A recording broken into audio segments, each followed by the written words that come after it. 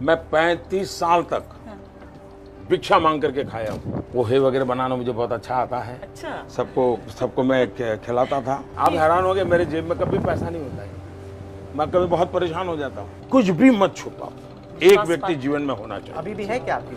है, मैं नाम नहीं बताऊंगा। अभी भी है? अभी भी है। गुजराती जो होता है उसको पैसे का बड़ा ध्यान होता है। एक लोग बहुत सारे मुझसे पूछते हैं मोदी जी अपनी सैलरी का क्या करते हैं। एक मैं आपसे ये पूछना चाहती हूँ, दूसरा आपकी माँ आपको बड़े प्यार से पैसे पकड़ाती हैं, आप उन पैसों का क्या करते हैं? एक तो मेरी माँ ने मुझे जो हमेशा क्या देती है, ज्यादा से ज्यादा शायद एक बार 11 रुपया दिया था, ज्यादा से ज्यादा। तो नारियल और मिश्री मिली थी ज्यादा। लेकिन एक बार उसने मुझे 5,000 रुपये दिया। अच्छा। 5,000 रुपया। तो मैं सरप्राइज था जी।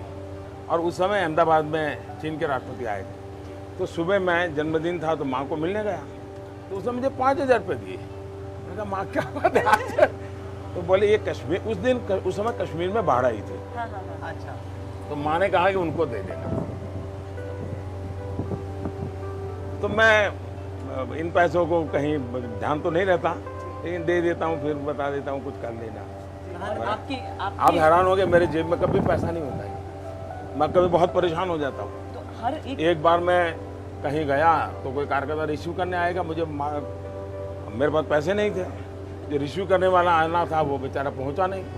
मेरे पास पैसे नहीं थे, जहां जाना था उसका पता नहीं था।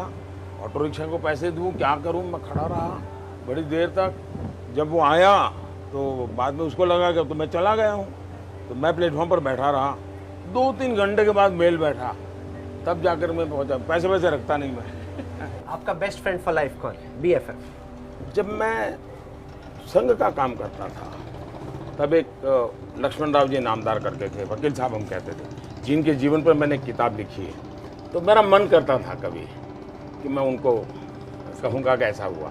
लेकिन मेरे जीवन का एक नियम है जो शायद आपके दर्शकों को भी काम आ सके। जीवन में एक व्यक्ति ऐसा होना चाहिए, उसको पता नहीं होना चाहिए कि आपके जीवन में उसका वो स्थान है। आपके मन में अच्छा विचार आया तो भी बता दो, बुरा विचार आया तो भी बता दो, अच्छा हुआ तो भी बता दो। कुछ भी मत छुपाओ, एक व्यक्ति जीवन में होना चाहिए। अभी भी है क्या आपकी? है, मैं नाम नहीं बताऊंगा। अभी भी है? अभी भी है। लेकिन उनको पता चल जाएगा। नाम नहीं देखिए ऐसी क्योंकि उत्सुकता उसको क्योंकि जगा दिया है। मैं बताता हूँ उससे क्या होता है, फिर वो कॉन्शियस हो जाता है। फिर वो अपनी बातों को, अभी तो क्या मैं बताता हूँ तो कोई बताने के लिए नहीं जाता हूँ, बातों में ऐसे कह देता हूँ ऐसा हुआ है। अब गेसिंग गेम बड़ी जबरदस्त देश भर में शुरू हो जाएगी कि कौन है वो। तो हर एक के जीवन में होना चाहिए मैं कहूँगा। और आप देखिए वो व्यक्ति जरूर नहीं कि वो बड़ा हो, पढ़ा लिखा हो, कोई जरूर नहीं है। कभी आपको ऐसी चीज बता देगा जो कभी शायद बहुत बड़ा पंडित भी नहीं बता देगा, जो आपकी जिंदगी का रास्ता बना देगा। वकील साहब का नाम भी मैं इसलिए बताता हूँ कि अब वो जीवित नहीं रहे हैं। अच्छा देखिए, घाट की तरफ जा रहे हैं, आपको कभी मिस करते हैं आपकी अकेले घूम सके, ऐसे चाय की दुकान पर रुक जाए? मुझे प्रकृति बहुत पसंद है। मेरा जीवन जो बना है वो पहाड़ों में बना है, नदियों के बीच बना है। और मैं आज भी उस जिंदगी को जीना पसंद करता हूँ, लेकिन संभव नहीं रहा है।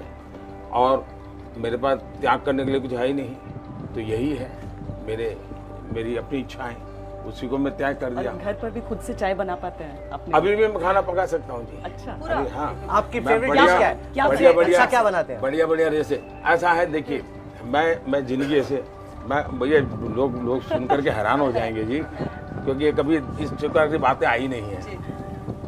मैं 35 साल तक भिक्षा मांग करके खाया हूँ। अब किसी के गले नहीं उतरेगा ये, लोगों के घर में। इसलिए खाने का कोई बच्चा जो, अच्छा मैं कभी बता करके नहीं जाता था, पढ़ा है तो खाता था, वरना चला आता था, ऐसे जिया हूँ। लेकिन कभी दफ्तर आ जाता था और रात देर से आया तो खिचड़ी बड़ा सरल होता था, खिचड़ी बना देता था। 4:30-5 बजे उठना, पूरा दफ्तर में झाड़ू लगाना, पोता करना, फिर सबके लिए चाय बनाना और 5:20 को सबको उठाना। फिर हमारे यहाँ एक RSS में प्रातः स्मरण होता है, तो प्रातः स्मरण होता था, सभी महापुरुषों का स्मरण करते हैं।